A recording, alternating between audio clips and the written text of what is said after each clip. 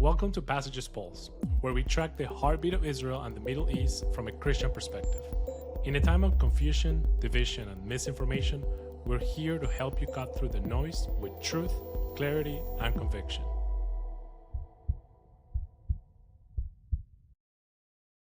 Hi, everyone. Welcome back to the Passages Pulse. I'm back here with Olivia for part two of our conversation, part one aired last week. We are on the roof of the Austrian Hospice still in the Old City of Jerusalem. This conversation is taking place January 3rd, 2026. Happy New Year again to everyone. And yeah, really excited to jump back into this. We had a great conversation in part one about some of the questions that you've been getting, and I think you've got a few more that we're going to go through and here in part two. Yeah, okay, round two of Hot Seat. So my first question, I think, just stems from a lot of confusion, especially amongst young Christians who are hearing things from people like Tucker Carlson and Candace Owens and these, typically, right of center, to put it lightly, content creators who are telling young Christians that they shouldn't support Israel, that they're spreading all of these lies and all of these rumors. So I guess my first question to you, just like to set a baseline, is why is it important for Gen Z to support Israel? Well, I think Christians have two reasons why it is important to support Israel. And what's happening right now, I think you're seeing a lot of Christians and churches, people that lead those churches, wrestling with which of those two reasons actually resonates with them or does not for various reasons.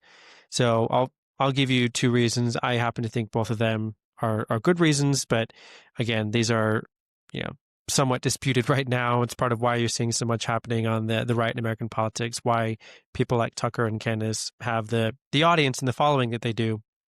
But the first reason to support Israel, the first case, if you will, is primarily a moral one, and the second one is primarily a geopolitical one. So you have a moral case for Christian support for Israel that's primarily based in different biblical texts. You have passages in Genesis, especially Genesis 12, for example. These promises to Abraham, and the idea is given essentially that Christians should support the descendants of Abraham because there's a promise that those who bless his descendants will be blessed also. There also are passages in Romans 9 through 11 especially, which talk about the mysterious relationship that God has with the Jewish people, and the idea that there's something going on here, which is important to acknowledge even if we don't fully understand it. What's interesting is that even those Christians who hold to the idea that there is a moral biblical case to support Israel don't necessarily agree on their interpretation of these passages, or they might have a different passage that they prefer in terms of why they support Israel based on the Bible. People will argue about this all the time, but I think regardless of which one you pick, I mean, you can find ample evidence within the Bible that God cares deeply about the Jewish people, continues to have an ongoing relationship with them, and that we should care about them too.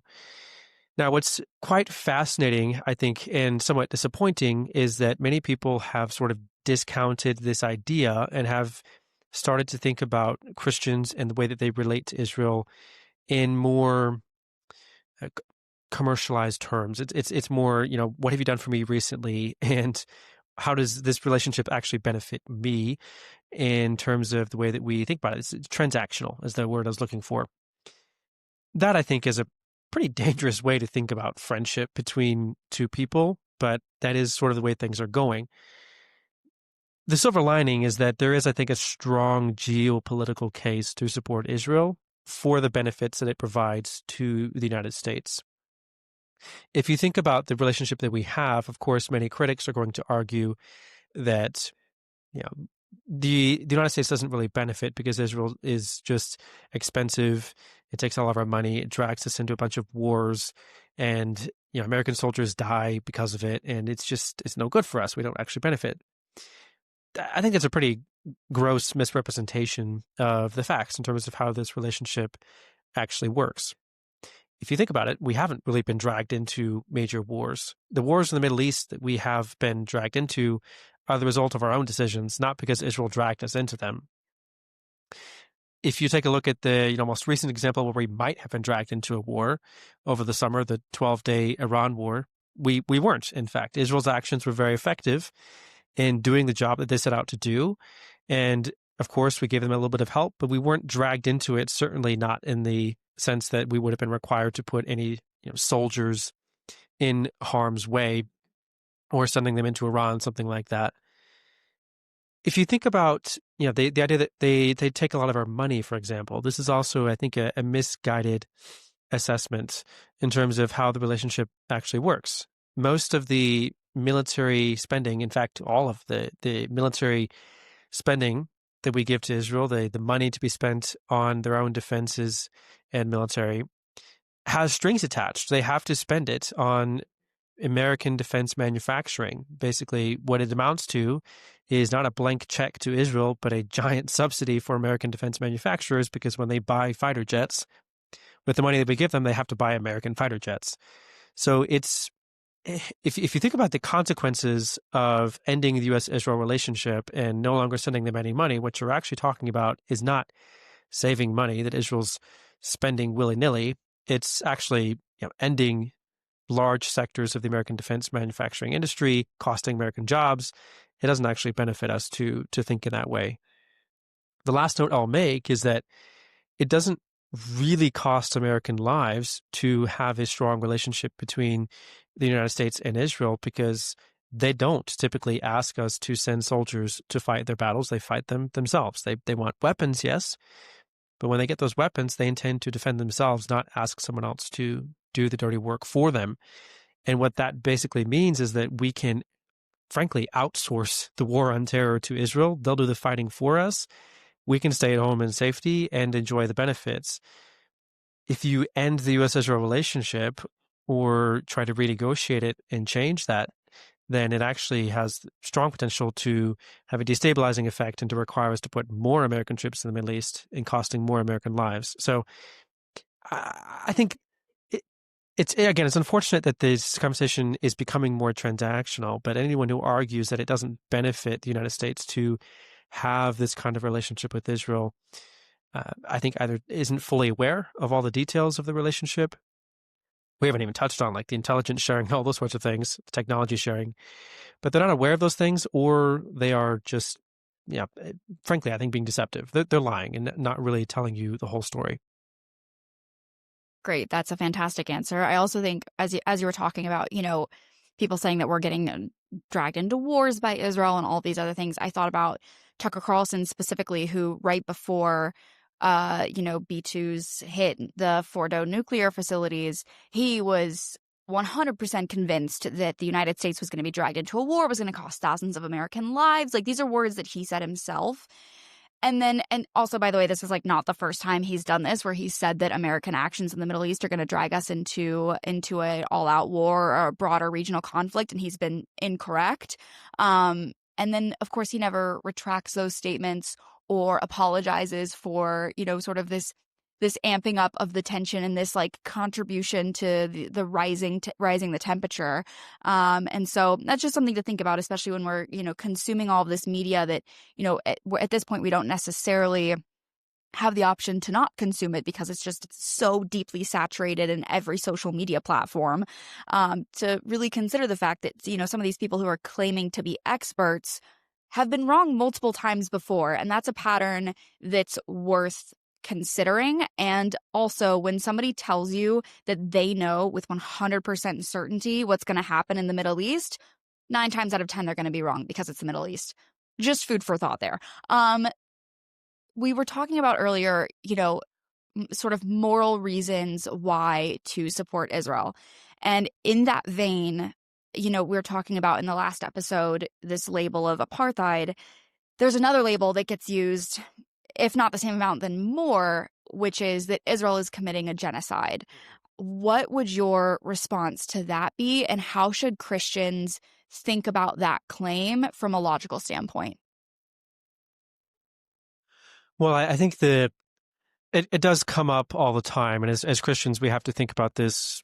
We have to take this seriously. It's a very misguided claim, but not the kind of claim that you can dismiss, because it's a very serious accusation. It's one of the worst things that you can do as a human, is slaughter en masse an entire group of human beings that bear the image of God. So we have to take that issue very, very seriously. Now, to your point, how do we think about this logically? I think the problem is partially a lack of logic, but more than that, it is that we live on, or in, a world in which everyone operates in two extremes, essentially. You have people who only think with their heart and their feelings, and they don't think objectively at all or think critically about issues. You have people who only think in pure rational logic terms and don't feel any empathy or compassion for people, and that's also a bit of a problem. And really, you don't want to be on either of those two sides. You want to be somewhere in the middle where you're really engaging each part of what makes you who you are as a human, the ability to think rationally and to feel empathy and compassion. So I think we want to make sure that we're engaging both of those.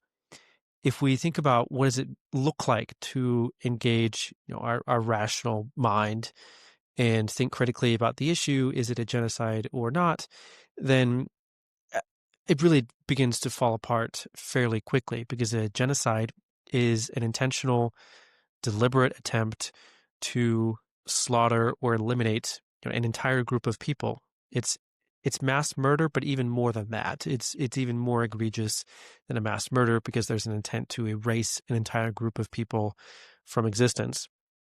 If you look at what is happening in Gaza, especially, where this comes up all the time, it just doesn't add up. There, of course, are various issues, and I don't want to pretend that Israel is perfect and that Christians should always defer to Israel and never criticize Israel, things like that. I don't think that's a healthy relationship between Christians and Israel, certainly not a healthy friendship. But to argue that it's genocide, again, it just doesn't add up, because there are multiple components missing. There's the intent to slaughter every single Palestinian. And if you speak with Israelis who've spent time in Gaza as part of the fighting, or if you speak to people who are responsible for the decisions in terms of approving or disapproving specific targets or operations, and it's pretty clear. It's a modern military that has very strict rules of engagement. Does it make mistakes? Absolutely. Is it operating in a state of anarchy where there are no rules except kill all Palestinians? Absolutely not. That's just not the case. And there's no organized campaign to kill every Palestinian in the Gaza Strip. If you think about the results of the campaign in the Gaza Strip, there again, it's pretty clear that it's just not the case that a genocide is occurring, both because there's not the intent and there is not the result of a campaign to kill every Palestinian. If you look at numbers, for example, like the ratio of civilians to combatants who have been killed in the Gaza Strip, of course, civilians are dying, and that's horrific and tragic in so many ways. But there's nothing extraordinary about the Israeli-Palestinian conflict in Gaza, or the war between Israel and Hamas in Gaza, in terms of the number of civilians being killed. It's actually lower than most modern conflicts, the ratio of civilians to combatants killed, meaning that, if anything, Israel's doing a better job than most other countries in recent memory at protecting civilians and preventing mass slaughter from happening. All that being said, how do we think with the other part of who we are, our empathy, our compassion, those sorts of things? I think it's important for Christians to know the truth, to be able to state it in rational, objective terms, but also to be able to acknowledge that just because there's no genocide happening and just because there's no mass slaughter happening doesn't mean that there is no suffering in the Gaza Strip. Of course, there is suffering. War is an incredibly gruesome, cruel reality to live through, even if you are not being personally attacked. If it's happening around you, it just is an incredibly cruel world to have to live in. And I think we need to be able to acknowledge that as Christians, that there is suffering, to be able to feel some empathy and compassion for the people who are living that reality, and to do what we can to be a source of encouragement and hope, and certainly praying for. And if there are opportunities to offer practical support, you have to be careful, of course, not to be taken advantage of. But if you can find ways to be a practical support to the people living in the Gaza Strip, then I think it is good and right for Christians to do so. So, on the topic of genocide, I'm getting my master's in Holocaust and genocide studies right now, and something that I think is really interesting when I hear younger generations talk about the claim is that they are more using it as an emotional term rather than a legal one, which is the definition of genocide is inherently a legal term. And so it's unfortunate that such a serious claim, something that should be taken with a somber heart, a somber mentality, with a very serious attitude, has now been boiled down to describe the way somebody feels about a conflict. And obviously, when you see these videos, because constantly what you'll hear is when you ask somebody, why do you think a genocide is being committed in Gaza? Their response will be, well, I've just seen too many pictures of dead children.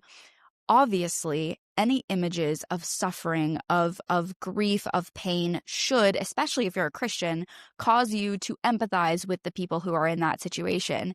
However, that does not mean that there is a genocide being committed in Gaza. War is a horrific, brutal thing. It is a blunt force object, not a precision instrument.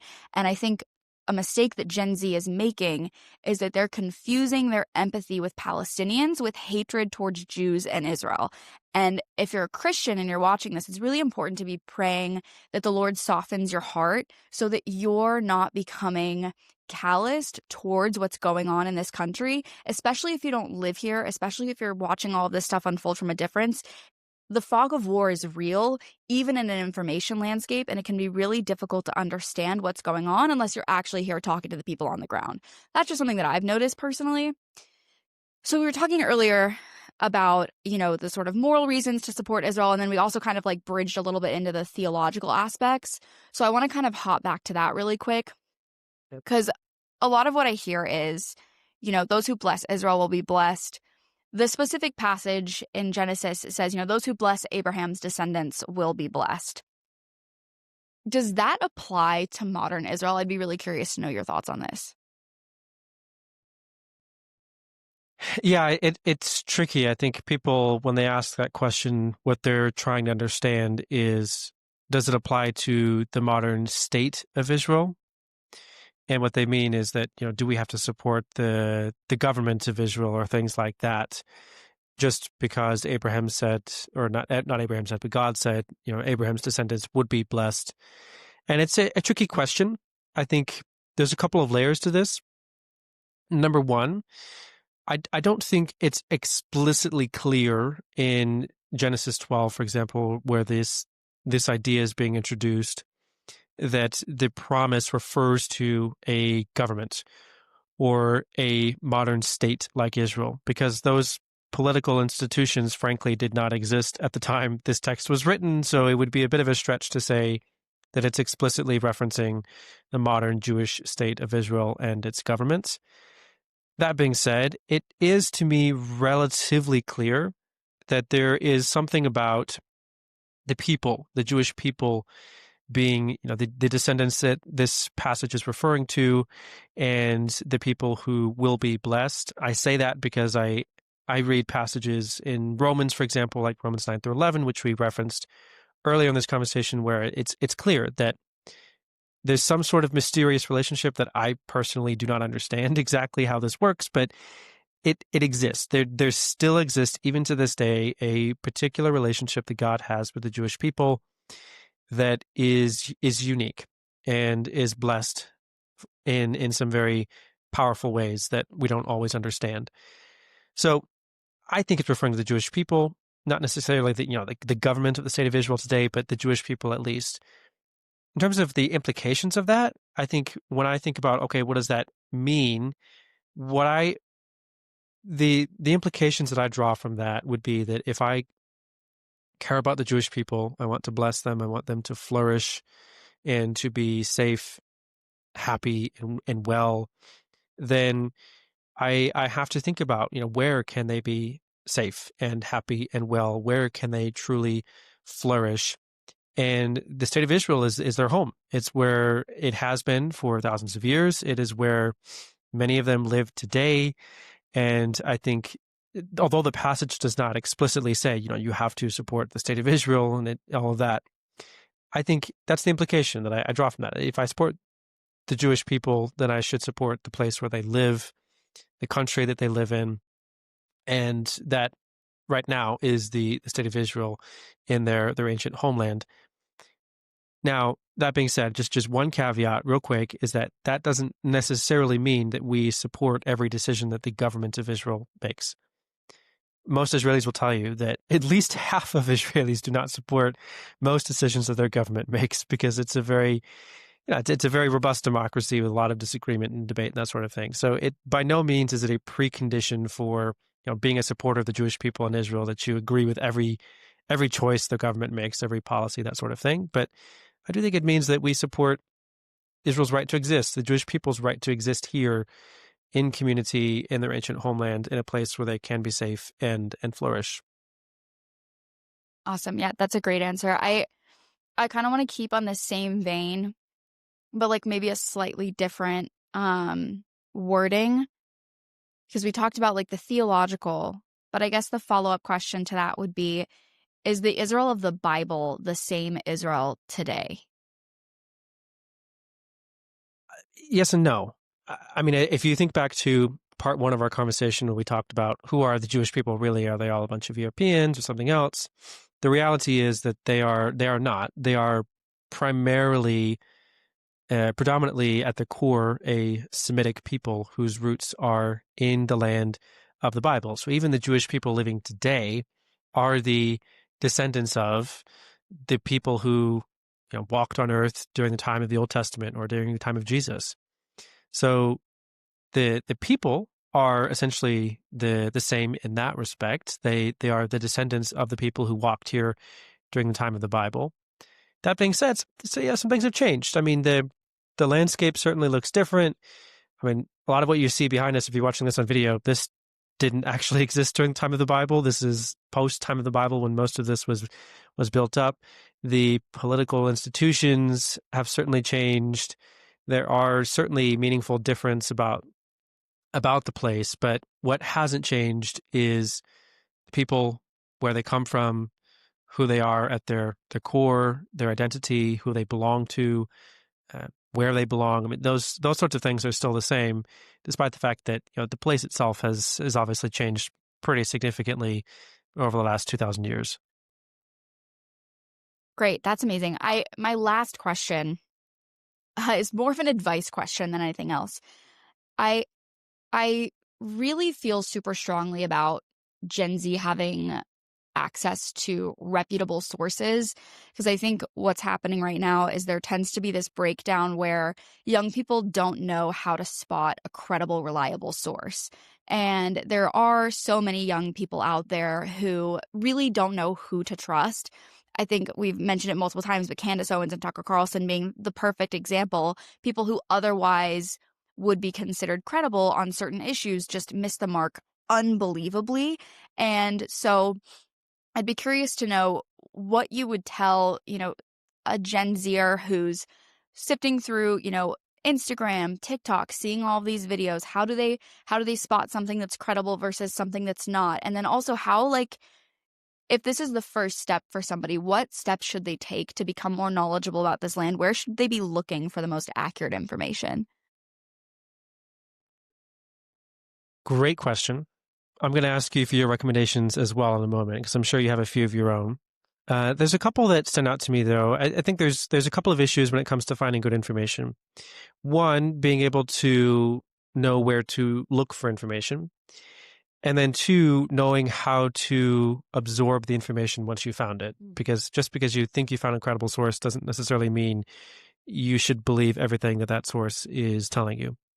So I'll work backwards. One thing that I think is very common right now, especially if you're finding a lot of information on social media, artificial intelligence is just wreaking havoc on the ability to tell what's true and what's not right now. There is some good work being done by organizations like Honest Reporting. Definitely recommend looking them up wherever you are on social media, because they do a good job of highlighting, what are some practical tools to identify what's real, what's not, what looks like AI probably generated that image, or how can we tell that this image is actually not a fake, but a real one.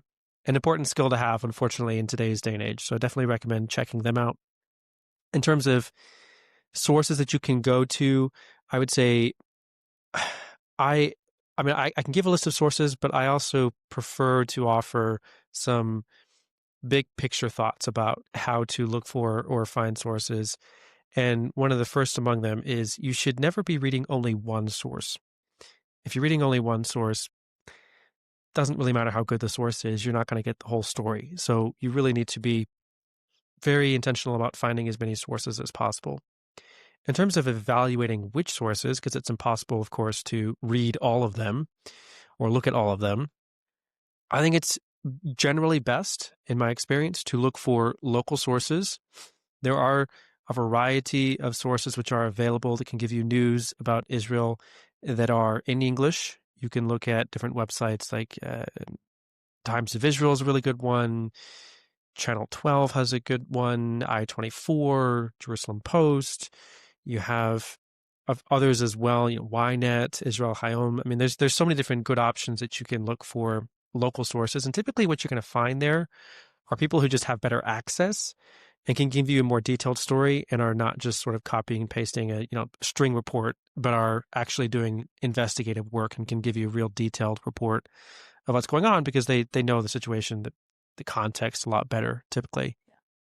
The last thing I would note is that it's also a good idea typically to look for local ones, read more than one, and then compare them. The last step to really evaluating sources well and thinking critically is to put all the pieces together.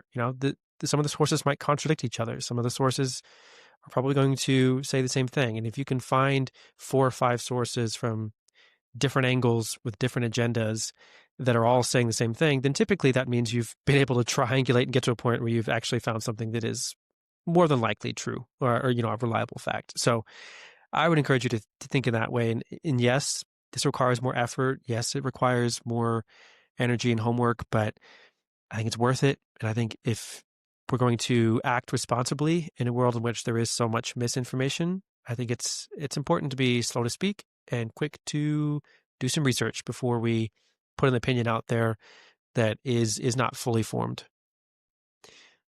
Do really want to hear your thoughts, though. Yeah, so I think a couple big picture things, like you were talking about there at the end as well, is that it's so much easier to buy into a lie or a false narrative than it is to take the time and the intentionality to parse things out and try to come at it from a logical perspective. It just takes more work. And if you're going to get involved in this type of learning, you're better off knowing that right out of the gate. One thing I'd say about the sources that you choose to gravitate towards is ask yourself as you're listening, what are they trying to get you to think about? Are they trying to teach you how to be a better critical thinker, or are they simply feeding you a narrative, especially if it's one based solely off of emotions? That's something that I would be incredibly skeptical about and hesitant to absorb into my brain personally. Practical resources. I actually have a link in my bio on Instagram that's literally just a Google spreadsheet of like all of the books that I first read when I started getting involved in learning the history of Israel, good podcasts, all of that stuff, because it can be so overwhelming when you don't know where to start. Like, for example, if I had to recommend to somebody that this is their first time visiting Israel and they want to know more about the history, I would say read Israel by Daniel Gordis. It's an amazing book. It gives a general overview of the land. It's super easy to read and is often told in like story format, which can be really helpful if you're like me and you lose your train of thought every 5 seconds. So that's something I would recommend there. There's also, if you're into podcasts, there's a podcast called Israel Unpacked. That's also a really good podcast to listen to. It goes through different phases of history and sort of gives you not only the personal story, but like a 5,000-foot view of what is happening in the land at the time that they're covering. And that is also a super helpful resource. So if I had to give anybody advice, that was probably where I'd start from. Yeah, that's great. I think, was that the last question? Last question. Okay, we did it. We made it through 2 parts of Hot Seat with Olivia. So feeling pretty good about that.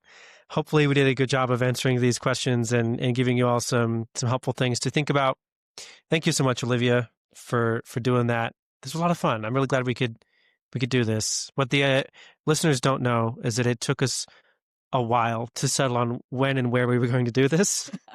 Because there's so many options in Jerusalem. You want to go everywhere, but I'm glad we did this. It's been a beautiful spot up here. It's been a beautiful day and a great conversation.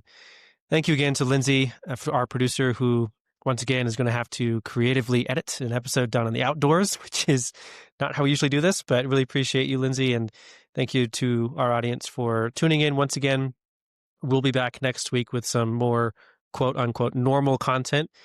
And in the meantime, if you have any questions, please, we did this episode because we get a lot of questions and we'd love to do more of these if it's helpful.